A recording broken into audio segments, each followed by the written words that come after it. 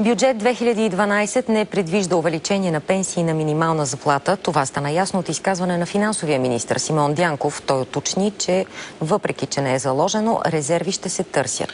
Какви ще са данъчните промени за физическите лица през следващата година и защо подкупът вече официално няма да се признава за счетоводен разход? Това сега ще разберем от Богомил Грозев. Добър вечер, Боги. Може ли първо да обясниш, след като в новия закон е записан този текст за подкупа, значи ли, че в момента даването на пари под масата се признава за разход? Добър вечер. Категорично не. Дори няма официално искане за признаване като разход на средства, получени по този начин. Ето вижте точната формулировка, която ще бъде записана в закона. Това е чисто технически запис за синхронизиране на нашето законодателство с Европейска конвенция. Но промените, които ще засегнат всички нас като физически лица, са други. Готви се промяна в режима за плащане на данък от наем на недвижимо имущество. Втората важна промяна е, че доходите от хазарт над 5000 лева вече ще трябва да се декларират. Министерството на финансите е решило да поправи едно голямо недоразумение, което миналата година засегна десетки хиляди души. Отпадане на задължителното подаване на данъчни декларации от хора, които към края на годината са останали без работа. И не на последно място промяна, която до момента засяга стотици хиляди. Дължимите данъци да се закръгляват до лев. Вижте повече за готвените промени. Хиляди българи, останали без работа в края на 2010-та, изпаднаха в паника, като установиха в последния момент, че по закон трябва да подават данъчни декларации, независимо, че през годината са работили на трудов договор, а след това са регистрирани в бюрата по труда.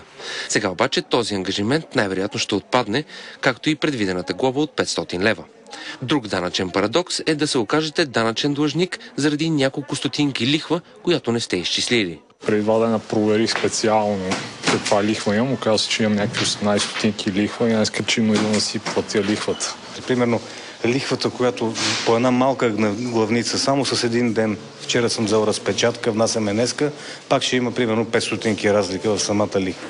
Всъщност, само за миналата година 114 000 души са имали да довнасят или да получават обратно изключително дребни суми.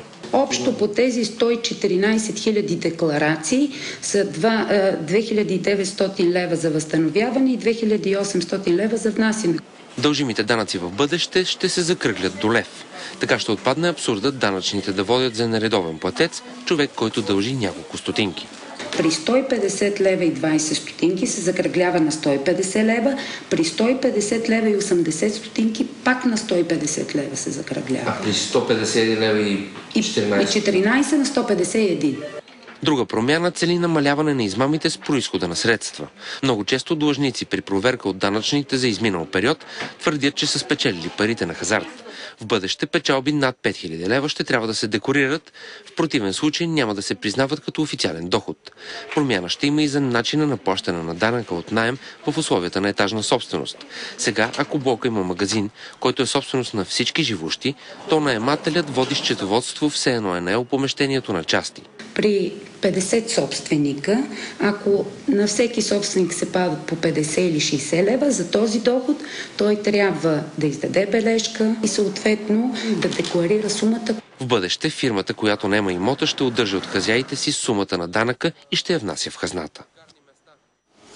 Важно е пак да повторя, че тези промени все още са проекти и трябва да бъдат гласувани от Народното събрание.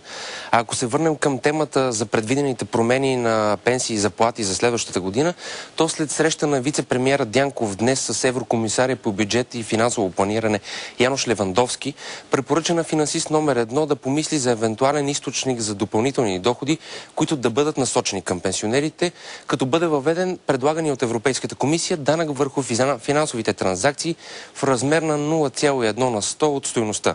На този етап България е против този налог.